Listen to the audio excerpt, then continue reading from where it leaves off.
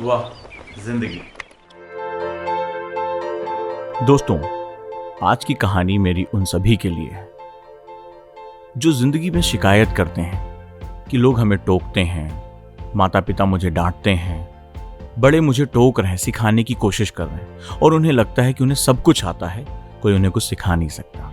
उनका टीचर जब उन्हें समझाने की कोशिश करता है तो वो बुरा मानते हैं। लेकिन याद रहे, जिंदगी में आगे बढ़ने के लिए माता पिता, हमारे गुरुजन, हमारे बड़े हमें रास्ता दिखाने का काम करते हैं। इस बात को समझाने के लिए आइए मैं आपको एक कहानी सुनाता हूं। एक समय की बात है, रेगिस्तान के किनारे एक गांव में एक व्यापारी रहा करता था। वो ऊंटों का व्यापार करता था।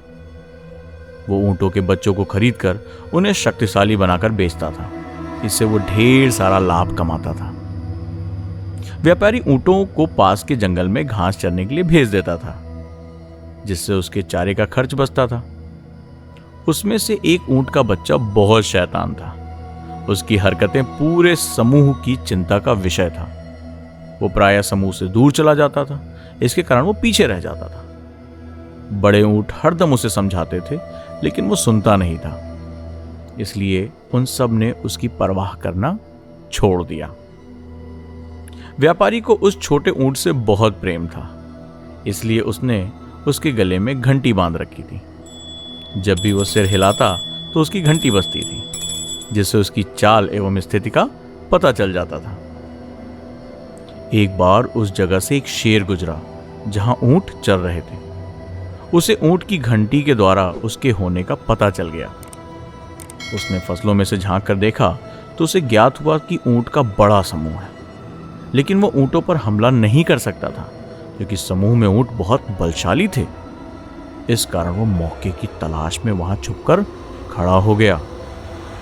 समूह के एक बड़े ऊंट को खतरे का एहसास हो गया। उसने समूह को गांव वापस चलने की चेतावनी दी और उन्हें पास पास चलने को कहा। ऊंटों ने एक मंडली बनाई और मंडली बनाकर जंगल से बाहर निकलना प्रारंभ कर दिया। शेर ने मौके की तलाश में उनका पीछा करना शुरू कर दिया। बड़े ऊंट ने विशेषकर छोटे ऊंटों को सावधान किया, कहीं वह कोई परेशानी ना खड़ी कर दे। पर छोटे ऊंट ने ध्यान नहीं दिया और वह लापरवाही से चलता रहा। उसने सोचा कि ये बड़े तो बेवजह मुझे समझाते रहते हैं। छोटा ऊंट अपनी मस्ती में अन्य ऊंटों से पीछे रह गया। जब शेर ने उसको देखा तो उस पर झपट पड़ा। छोटा ऊंट अपनी जान बचाने के लिए इधर भागा, पर वो अपने आप को शेर से नहीं बचा पाया। उसका अंत बहुत बुरा हुआ।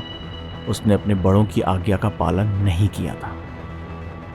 दोस्तों, इस कहानी से हमें ये सीख मिलती है कि हमें अपनी भलाई के लिए अपने माता पिता एवं बड़ों की आज्ञा का पालन करना चाहिए। हमें गुरुजन जो रास्ता दिखाते हैं उस पर चलना चाहिए। कई बार हमारी जिद, हमारी भ्रांतियां हमारे लिए बहुत घातक होती हैं। जिंदगी की ये छोटी छोटी सीखें जिंदगी को बहुत खूबसूरत बनाती हैं और जिंदगी वास्तव में बहुत खूबसूरत है। जिंदगी एक उत्सव है, तो क्यों ना इस उत्सव मिलकर मनाएं और बोलें, वाह जिंदगी।